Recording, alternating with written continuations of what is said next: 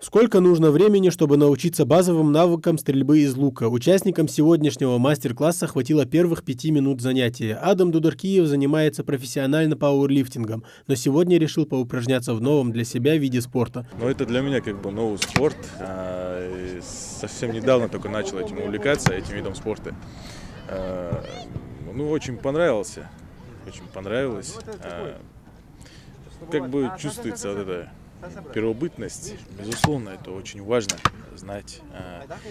Тем более важнее сунны для нас ничего нету. Поэтому нужно заниматься этим видом спорта. Я не знаю, мне очень нравится. Я отдыхаю именно, когда вот этим видом спорта занимаюсь.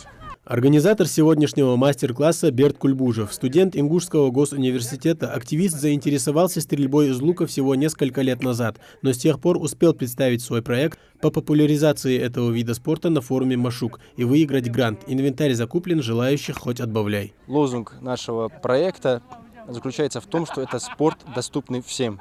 Мы хотим показать, что любой человек, который, может, отчаялся, может, не знает, то есть какому спорту себя посвятить, он может в любое время найти себя может в этом спорте и действительно стать чемпионом, потому что этот вид спорта является олимпийским видом спорта. Мастер-класс организован для людей с ограниченными возможностями здоровья. Участники схватывают все буквально на лету и применяют навыки на месте.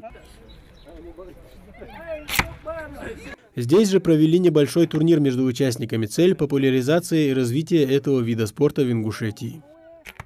В разных школах как-то ходили, договаривались с директором, и после уроков ребят где-то 9, 10 класс, 11 класс, для них показывали мастер-класс, и они учились. Стрельба из лука является древним видом.